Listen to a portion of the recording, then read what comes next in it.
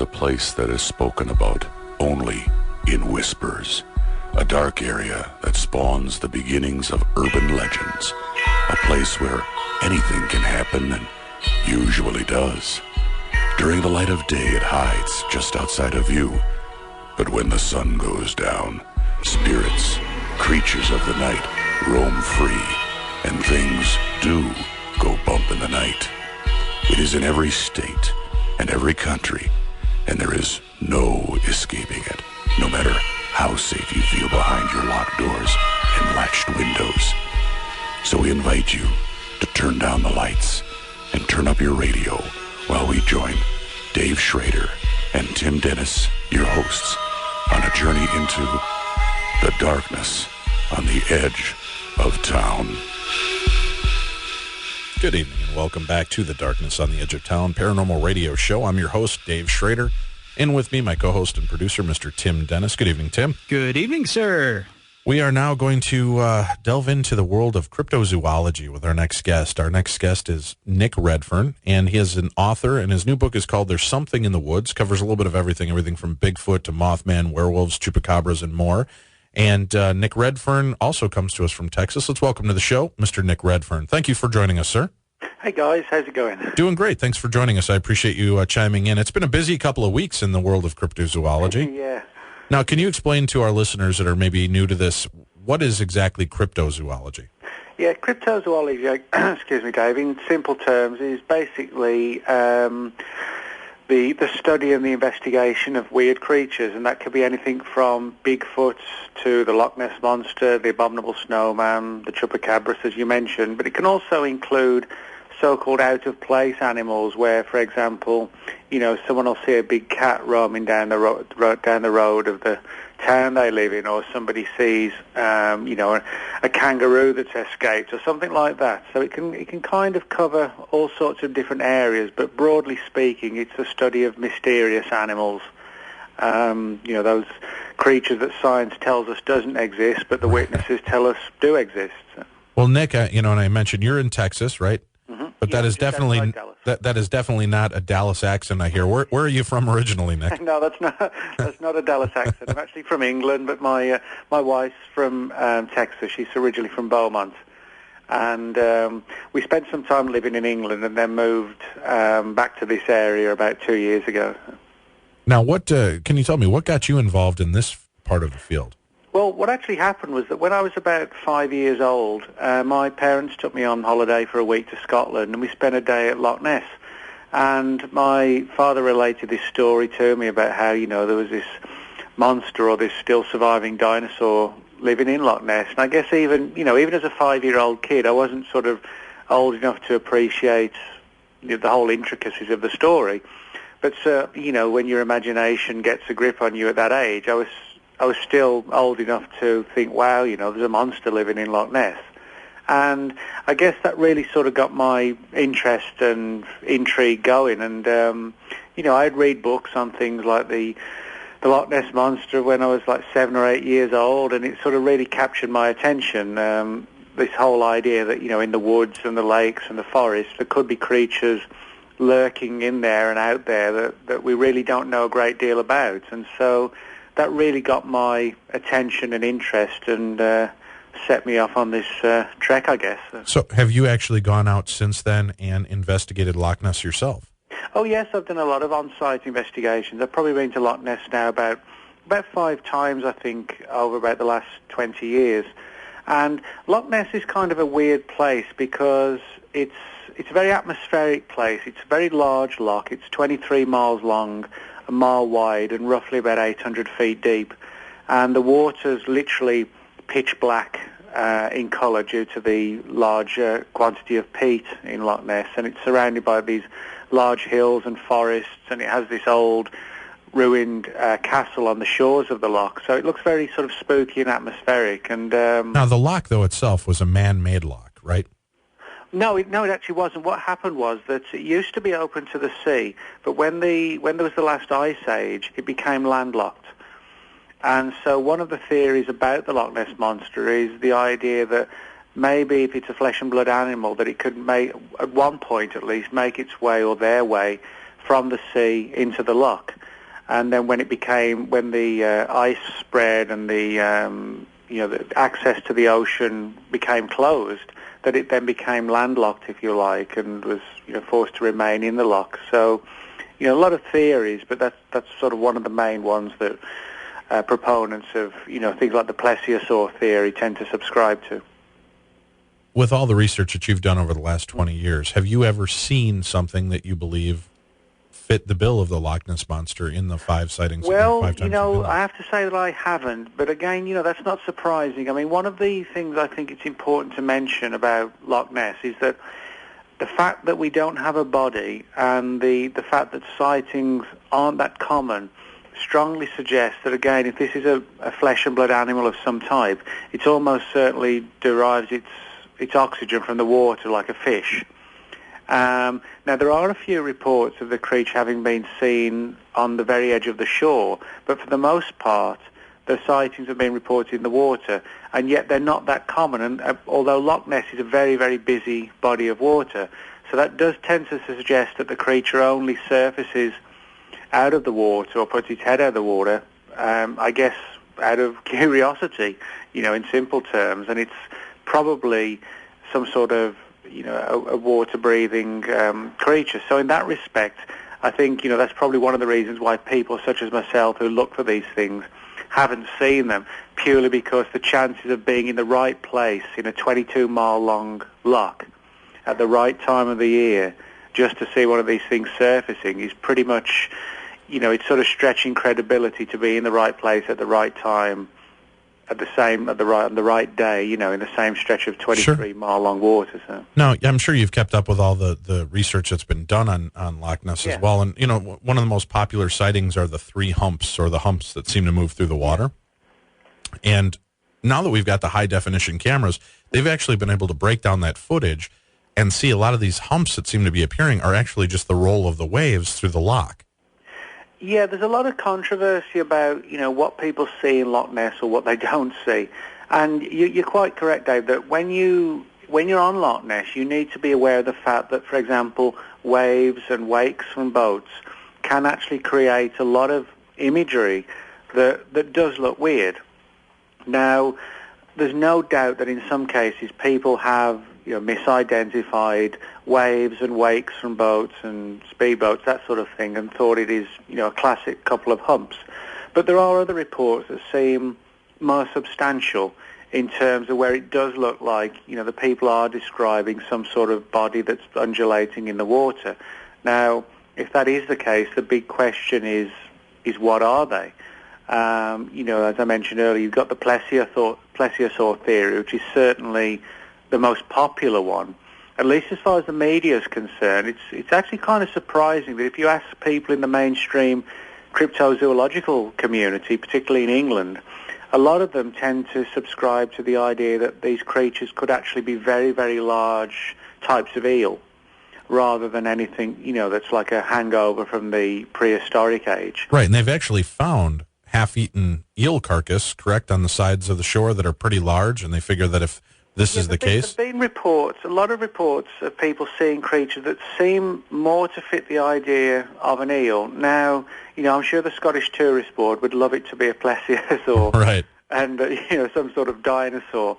But at the end of the day, studies have been done, for example, on the fish population of the loch, and the idea that a colony of plesiosaurs, and there'd have to be quite a lot of them to have a sustainable colony, and to avoid all the problems with inbreeding, etc. And then to find that, there actually isn't really that large a fish colony in Loch Ness for them to survive on, then that kind of puts that theory a little bit out of the window. The eel one, I think, is far more likely in terms of explaining what these creatures might be, if indeed, as I said, they are flesh and blood animals. But, in saying that, if you come face to face with a 30-foot eel, that's certainly by definition a monster. No doubt. So, I think when people talk about monsters and things like that, there's this imagery that there's something that science always doesn't know about, and by definition something monstrous. Sometimes I think they just turn out to be either mutated or very large forms of creatures that science has identified, but, in terms of Loch Ness, we just haven't captured the body yet. So. Well, speaking of that, and I'd like to take a break here, and then we'll come back, and I want to talk about recapturing a body, since the news broke about a week and a half ago, 2 weeks, where a couple of gentlemen from Georgia claimed to have recovered the body of a Bigfoot, and they had put out press releases and actually met with Fox News to break this news, and they wanted to have it set up. They had photographs of this Bigfoot in a freezer that had what appeared to be like entrails hanging out of it from a gunshot wound. We want to talk a little bit more about that and some of the stuff that's been going on in the field when we come back. So please stay tuned. And this is the Darkness on the Edge of Town Paranormal Radio Show. That's all this was a big joke. It got into something way bigger than what it was supposed to be. Matt Whitten and Rick Dyer say when they concocted their Bigfoot hoax, they had no idea Bigfoot would get legs like it did. It started off as just some YouTube videos and a website. It got legs and ran. It's got crazy now. We're all about having fun. I do not find it funny. Chief Jeff Turner says he's not laughing and has fired Whitten from the Clayton County Police Department. He lied on national TV. So that defense attorney now can say, so how do we know you're not lying now? I don't believe it does affect my credibility at all, because this is Bigfoot. It would be one thing if I came out and said that I had something else that is tangible or real. But right now, as far as I'm concerned, there is no real Bigfoot. Whitten and Dyer say Bigfoot was a Sasquatch costume they bought off the web and filled with possum roadkill and slaughterhouse leftovers. We never intended on it to go this far. Prominent defense lawyer Steve Lister says Dyer and Whitten have committed no crime, but they've retained him. There has been some threats made to them for both civil and criminal prosecution. Did you start thinking, whoops, I'm lying, this isn't just a joke? Well, we told 10 different stories. Everyone knew that we were lying. Well, everybody didn't know that they were lying at first. Of course, we're talking about the medical leave. Mr. Whitten, who was on medical leave from the police force, along with his buddy, decided to try to fraud the public by doing a Bigfoot sighting. They said that they had the body, and they actually had it in a freezer. They froze it solid. They made some arrangements with people and I guess took some money up front so that the people could have the body. They melted the ice down, and upon review, it was nothing but a Bigfoot costume filled with dead possums and entrails. Now, Nick, what was your thoughts when the story first broke? Well, when it first broke, I would say probably the best way, or the most correct way to word it is probably that I was intrigued by it, because they were very, very, confident in their view that, yes, we've got a Bigfoot. And, I surfed the net and went to some of the, the leading crypto sites, and there was a lot of intrigue, there was a lot of interest, a huge amount of debate and comments being posted at blogs, etc. And, some people were saying, well, maybe now this, we really do have the evidence. So I think the best way is I was quietly and carefully intrigued, and, I wasn't certainly jumping up and down, because I think, in all these types of cases, it kind of pays to kind of err on the side of caution. But I was quietly interested and, excited in some respects to see how it developed. Now, from the first photos that they leaked online, was there any alarms going off for you that this Well, there was when this whole issue came out about the similarities between the way the head looked and this one particular Bigfoot costume / head that you could buy online. And when I compared the two, that was really, I think, for me at least, when the alarm bell started ringing, that, hey, this actually looks pretty close to this thing that anyone, with a few dollars could go out and buy.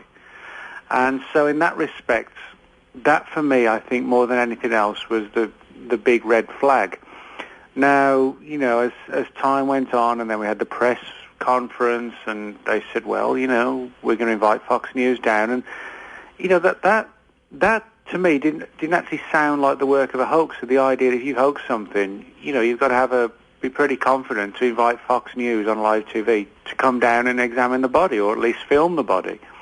So it was kind of like one of these weird, puzzling things where on the one hand, some parts it seemed fake, and other parts you think, wow, why would they invite Fox News down if they've just faked it all? So, I think that got me kind of puzzled as well. But, then in the last couple of days before it all fell apart, I think pretty much everybody in the field who was following the subject realised that, hey, this story is on its last legs. And I think, from my perspective, the saddest part of all is the fact or the issue of how this is going to affect and reflect upon mainstream Bigfoot research today.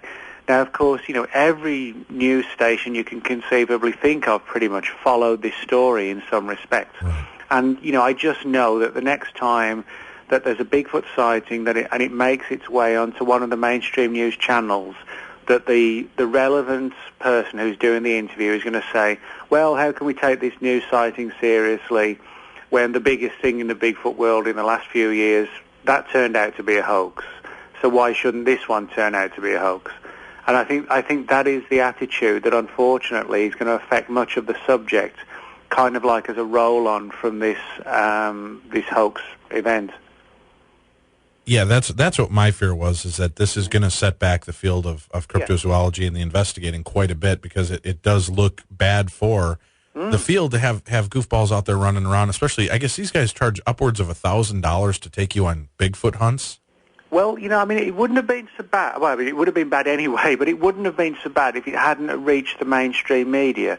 Coming from England, I always check what's going on back in England every day, to see what's going on in my own country. And it made the mainstream newspapers. They gave it a huge amount of coverage all around the world. Now, had it just been something that was concocted in one area and it was stamped on and put down before it, got on a worldwide scale, that wouldn't have been as disastrous. But the fact that the entire world's media pretty much picked up on it, I think Bigfoot research I don't think the research itself is going to take a long time to recover, but I think in the eyes of the media and the public, it's going to take a long time to recover.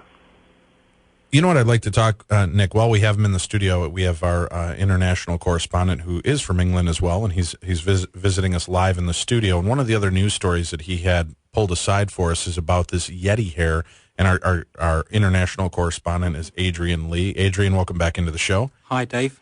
And let's go ahead and tell us a little bit about this story, Adrian, and Nick will have you reflect on this and see if you're familiar with this as well. Sure. I'm sure if Nick's been reading the newspapers and being online on the BBC, he'd have picked this story up. There was an interesting Yeti story. The primatology department of Oxford Brookes University in England are in the process of currently studying hares that were brought back from a remote northern part of India, believed to belong to a Yeti. The hares were handed into a BBC reporter called Alistair Lawson while he was reporting in the West Karo Hills in northeast India. And this is an area that's very hot, very dense in jungle. One of the locals said he saw the Yeti and afterwards gathered some hair from the area that he saw the creature actually walking around in. So he actually picked the hair up from the twigs and the branches that the creature caught himself on. The local then gave it to the British reporter because he claimed that Indian bureaucracy, it would have taken too long to have got them tested, and he wanted to get them back to Britain so they could actually be verified and tested. So he handed these over to the reporter. The scientists have compared the hairs with a database of hairs from other creatures indigenous to that region supplied by the Natural History Museum without finding any matches currently. Apparently they agree there is every chance they could belong to an unknown species of primate. It was apparently only 2 years ago that a new species of macaque was discovered in northern India, so there could be a distinct possibility of actually discovering a new species. Reports are common in this area of India of a black and grey ape-like animal which stands about 3 metres tall, which is nearly 10 foot, and this discovery may actually provide compelling evidence of this. The locals call this creature Mand Burung, or forest man. They say he weighs in around 660 pounds and is herbivorous, surviving on fruits, roots and tree bark. It is also worth pointing out that not too long ago a huge species of ape known as Gigantopithecus roamed this particular area, but there have never been any fossil remains found, and it was only identified in the 1920s after scientists discovered teeth in a Chinese medicine shop that were labelled as dragon's teeth. They took them, brought them back to Britain and actually analysed them, and then discovered this new species of ape that was expected to stand 3 metres tall and weigh 660 pounds. So there is a distinct possibility that it could actually still be living in that area. Now, Nick, too, with this Gigantopithecus has been thrown around for a while as a possible forerunner to Bigfoot. And they've actually found pieces of skull as well, I thought. Well, but they've only found two chunks of remains from this, correct? Yeah, it's primarily teeth, Dave, that have been analysed. And, I mean, Adrian's comments, you know, I think they're very intriguing, the idea that possibly Gigantopithecus could be still surviving, you know, in some of these areas. And, I mean, certainly a lot of researchers posit that Gigantopithecus is the most likely or viable explanation for some of these large... But isn't it silly, if you've only got the remains from what you believe is one or two of these things, to call it its own race? Couldn't it just be a... You know, I mean, we have people in the United States like the Elephant Man. Well, I mean, not in the United States, but, you know, there are these mutations that occur. Yeah, that couldn't have just been a gorilla that mutated very strangely, and that's what the body remains were? Well, you know, I mean, it is one of these things where, unfortunately, we don't have a lot of remains of Gigantopithecus to try and really make, you know, a full determination, but there has been a lot of research done, and, you know, the general, I think the hypothesis is, for the most part, that it was such a massive creature that it was possibly, as they call, like a knuckle walker, like, you know, a mountain gorilla, rather than something like the classic Bigfoot that seems to walk more on two legs. Now, you know, the general scientific understanding of the situation is that Gigantopithecus became extinct about 500,000 years ago. Now, of course, that does allow for, I guess, certain developments in terms of the evolutionary process that might, you know, make it look a little bit different from then to today.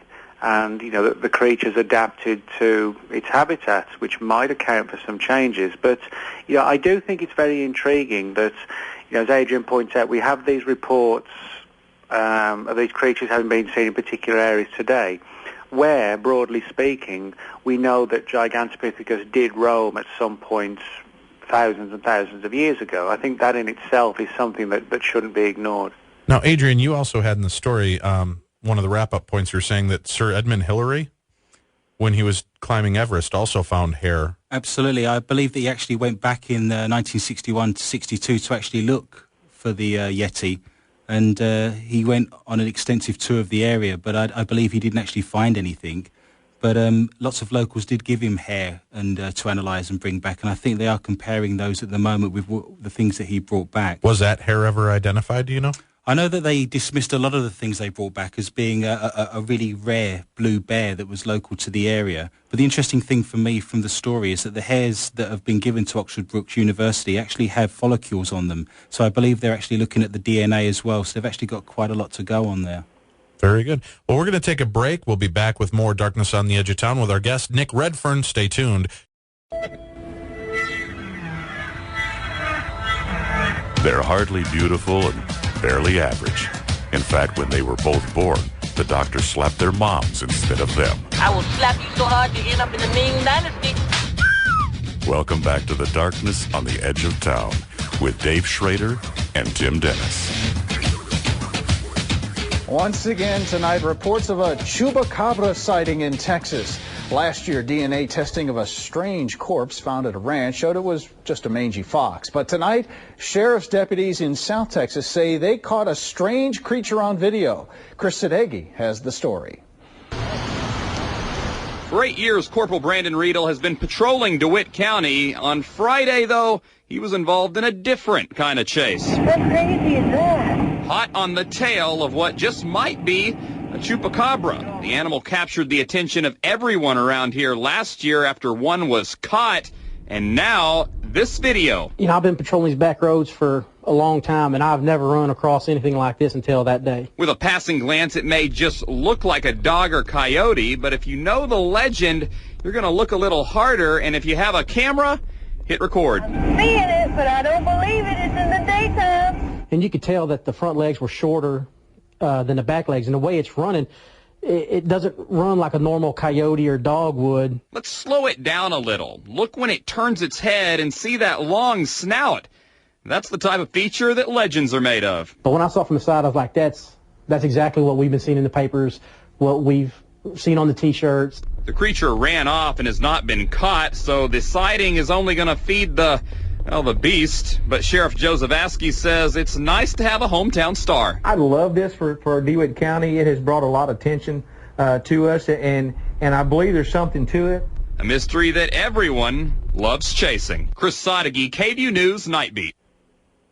Welcome back to the Darkness on the Edge of Town Paranormal Radio Show. That was a news clip, and our news bits that we've been picking up are from CNN and Fox. And Nick, we were just listening to the Chupacabra newscast that took place a couple weeks back when the state trooper out in Texas was driving on a dirt road and caught what he believed to be a chupacabra in the middle of the road. He flipped on his camera, and he was able to actually go out there and follow this thing for a little bit. What do you think? Have you actually had a chance to watch the video on that? Yeah, I have. I mean, the first thing I would say, Dave, is I've actually made several expeditions to Puerto Rico looking for the original chupacabras. And so, I'm sort of very well versed with the story and what the witnesses to the original accounts on Puerto Rico were talking about. Now, if you look at the creature the creatures that have been either found, either filmed or found dead or killed in Texas, I don't think there's any doubt that they are canine. They're canid in origin. DNA tests have been done, and various reports have come back as well. It's either some sort of dog, or it's like a coyote, or is it a coyote-wolf cross, which appears to have like mange or some sort of skin disease. Now, what I would say is that I do think that the so-called Texas chupacabras, that they are canid animals. There's no doubt about that. But as the one police officer said in the recording, and as other researchers have pointed out, there seems to be certain attributes relative to these creatures that seem to at least take them apart from just strictly the idea that they're coyotes where they've lost all their hair. For example, there is this issue of the differences in the length of the legs, front legs versus the back legs. And, they have this, particularly this new footage, at this very, very long snout, which, does look very, very strange. It looks a lot longer than a normal dog. And some of the reports of the teeth seem to suggest the teeth are far more elongated than you would find in a normal animal. So I don't think it's as simplistic as we're looking at a dog or a wild coyote or something like that just lost its hair and it looks weird. I think there seem to be other things going on at the same time. Now, having said all that, however, I don't think that the creatures that people are seeing in Texas are one and the same as has been reported in Puerto Rico. I think what's happened is that the original chupacabras reports in Puerto Rico, the legend that has kind of cropped up is that this creature drains blood, it bites animals on the neck. And chupacabra stands for, isn't it goat sucker? Or goat sucker, yeah. The reason being that the original attacks in Puerto Rico primarily were on goats, and farmers and ranchers would report the classic, almost like a vampire, like 2 puncture marks on the neck, bodies drained of blood, or at least a lot of the blood missing. But in many cases, the bodies wouldn't be eaten. It would just be a case that they would be, not even torn apart, but just thrown around with these classic 2 puncture marks when the bodies were examined. And I think that's one of the reasons why the Texas reports gained, I guess, sort of an angle that they were related to the chupacabras, because in many of the reports where people, ranchers in Texas, said their animals had been attacked, they weren't eaten, they weren't devoured, as a wild animal might devour them. They were literally just, grabbed by the neck and killed, and then the bodies were left on the ground. And I think that kind of stood out.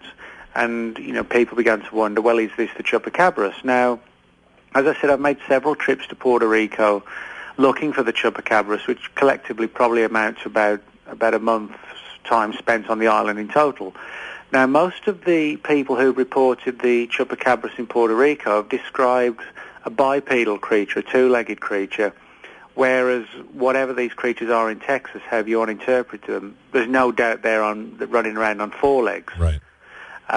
Do you think that chupacabras kind of become a catch-all? I don't know if you caught the special on Animal Planet with Jeff Corwin about a year or 2 ago, where he went looking for the Yeti, and it seemed whatever the villagers could not identify, he would show them photographs of snow leopards. They'd say, that's the Yeti. They'd show them sloth bears. That's the Yeti. They'd show them a tree off in the distance. That's the Yeti. It was whatever they couldn't determine. They just automatically used the Yeti as a catch-all. Do you think chupacabras falling the same way? Yeah, I think that's actually a very good point, Dave. I think there's no doubt that particularly on the island of Puerto Rico, because it's a relatively small place, it's an enclosed, an island environment, and rumours and legends and tales soon spread. And I think you're quite right that what happens is that, every time somebody's animals get killed, because, the media have made such a play of this chupacabra angle on Puerto Rico, that people think it must be the chupacabras. Now, there's absolutely no doubt, as I found out when, basically going around Puerto Rico, I found out, there's a lot of packs of wild dogs roaming the streets, that kind of create this image of almost like a 1950s New York street gang kind of thing, where you wouldn't want to take them on. And that is actually the image you get. There's a lot of packs of wild dogs you'll see when the sun starts to set in Puerto Rico around the little towns and villages, and they come out, and there's a lot of vicious ones. There's no doubt about that. So, I think some attacks could be attributed to something like that. However, there's absolutely no doubt in my mind that there is some sort of weird creature on Puerto Rico. I mean, on the various times I've been to Puerto Rico, each occasion I've interviewed villages, townsfolk, farmers, people from the Civil Defense Unit, all with their own stories to relate.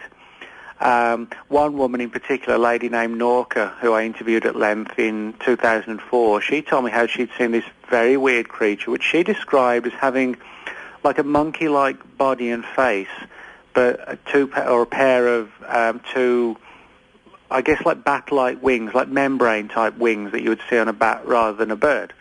And the description that she gave was very much like a huge, monstrous bat, which was literally, she said, almost like sitting in the middle of the road, and she had to literally slow her car down and wait for it to move. Now, when you speak to somebody like that who comes across very, very credible, isn't asking for any payments, is just interested to try and find out if someone can answer for her, what was this weird creature she saw years before. She came across very, very credible. I also interviewed a farmer named Noel, and he was a chicken farmer, and he had several, about 20 or 30 of his animals killed in very weird circumstances, where again they'd been literally drained of blood. They were actually examined by a veterinarian. But the weird thing was that these chickens were kept in separate cages, and whatever had killed them had actually been able to work out how to open the fairly complex locks on the cages. The cages weren't torn apart, and yet the farmer didn't hear any strange noises in the night, no screaming from the chickens or anything like that. He just woke in the morning to find all these chickens dead with 2 puncture marks and drained of blood. So I'm convinced that there's something going on Puerto Rico that is killing these animals, and there's quite clearly something going on in Texas with these weird-looking dog-type creatures, but I'm not convinced that they're one and the same. I do think that chupacabras has become like a cultural phenomenon where when animal attacks take place, inevitably it creates this idea that, it must be the chupacabras. So. You're listening to the Darkness on the Edge of Town Paranormal Radio Show. Our guest is Mr. Nick Redfern. You can check out Nick's website at nickredfern.com. He has a brand new book called There's Something in the Woods. It covers everything from Bigfoot, Mothman, werewolves, chupacabras, and those are available everywhere right now, all top booksellers, correct, in Amazon? Yeah, excuse me, that's right, Dave. If people go to the website, they'll see thumbnail images of all the books, and they will just take them to Amazon, or just go into your local bookshop if you want the exercise rather than just doing it through the internet. So. Great. Well, why don't we take a quick break here? You're listening to The Darkness on the Edge of Town. We'll be back.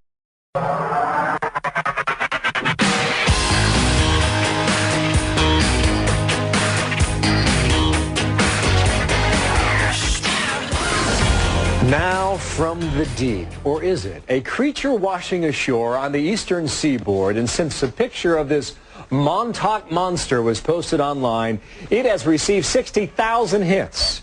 Said to have been found on the eastern end of Long Island near the town of Montauk, and that photo is sparking debate over just what this beast might be. There's a rumor out there that this might just be a publicity stunt to set up a show on the Cartoon Network. Cryptids Are Real is the name of this show out there, by the way. And there's been some, a suggestion, let's say, that this was all a PR stunt set to drive some folks to that show. That brings up an interesting fact. Cartoon Network about a year ago. I think it was about a year or so, right, Tim? They got busted for putting those light up things underneath bridges that people thought were bombs. And I guess, and Nick, maybe you could chime in on this. It turns out that one of the people that turned in the photograph of this Montauk Monster happens to be involved with this Cartoon Network show. Is that what you heard as well? You know, I hadn't heard that aspect of the story. I mean, as far as the body's concerned, I certainly don't think it's a fake body. I don't think it's, you know, like some rubber special effect thing or something like that. What I do think is that almost certainly it is a badly decayed conventional animal, possibly something like a dog. Now, I think the thing I would say more than anything else, were it not for the case that it seems to have this kind of beak-like nose, I actually don't think any interest would really have been applied to it. You know, I think it is this aspect more than any other that has made people think, wow, that's not a normal-looking animal. Right. Now, my personal view, you know, if you look at a lot of the stories that surface, people said, oh, it looks like a griffin or something like that, you know, like a classic mythological creature, which actually does. However, I think, you know, we need to address the fact that if the creature started to decay, what you could actually be looking at, you know, is the sort of the nasal area of the creature or the animal or dog or whatever it is without skin on, but with skin in other parts, so it looks odd. And, you know, I'll be the first to admit it does kind of have this sort of griffin beak-like appearance to it. And I think, as I said, had it not got that, I really don't think any attention would have been paid to it. I do think the body looks very dog-like, really. Well, Fox News earlier this week also had, or a week or so back, had animal expert Jeff Corwin chime in on this. And Tim, do we have a little bit of audio on that as well? Let's go ahead and play that audio. Yesterday I was at a Red Sox game, and I got a call that this monster washed up, and I just raced to the computer to check it out, and frankly I was as disappointed with this picture as I was with the score of that baseball game. Why was that, Jeff? You know, this is your classic example of a decomposing carnivore, a mammal that eats other animals. And if you look at that picture, if you can pull that picture up again, you know, I've heard everything. It has a beak. It's like a dragon. First of all, we get no, you know, size or scale perspective. That's a good point. But my guess is probably about 2 feet in length. But you know when they say it has a beak in the front? If you look very closely at that, what you think is a beak is actually the canine teeth. There's a canine teeth on top. There's a canine teeth on the bottom. If you look around the wrist, there's some scruff and around the neck as well. So it's not a bird, it's not a reptile, it's a mammal, it has fur. It has those canine teeth, which tells you it's a carnivore, it's not a rodent. And my guess, what we have is an incredibly rare raccoon. Or maybe a dog. It's a raccoon without hair? What? Well, it's been, you know, hey, listen, if I put you in the hot sun with... Yeah, you're probably right about that. You wouldn't look Stick me out there in Long Island Sound for a couple of days. You're right. So the theories about maybe a turtle without a shell, you don't buy those? Well, if it was a turtle without a shell, it would be looking just like that, because turtles without shells are dead because their spine are actually in the shell itself. Point taken. Oh. But yeah, so no, it looks nothing like that. Remember I said, you know, everyone keeps going to the beak concept, but if you can see, that's what a beak looks like. If you go back to the other picture, you can clearly see that we're looking at teeth in its mouth. Oh, see, we were dubious yesterday as to whether or not this was some sort of publicity stunt, but getting you on and having you examine it helps clear that up. You believe it is real. A dog. It does not look like a raccoon. I wish I had seen this before you guys were speculating, because something tells me I would have stuck it up with that awful Red Sox loss, but would have had about 500 bucks. I got you. It's just a fuzzy little bunny. Isn't that the line from Monty Python? Now, you've taken a look at the photograph. Do you see what Jeff Corwin's talking about? Do you think that it could just be the canine teeth of this decomposed Yeah, I mean, if it's not carnivore? the teeth, I think it's definitely, we're looking at bone, where, you know, the way that the skin has obviously decomposed around it, it's left it looking, as Jeff said, like a classic beak, like a dragon or something like that. And I think that's the way, the important thing is that's the way the eye is interpreting it. But, you know, if you look at the rest of the body, if you kind of ignore the head, it actually doesn't look anything weird at all. it looks like a badly decomposing something like a dog.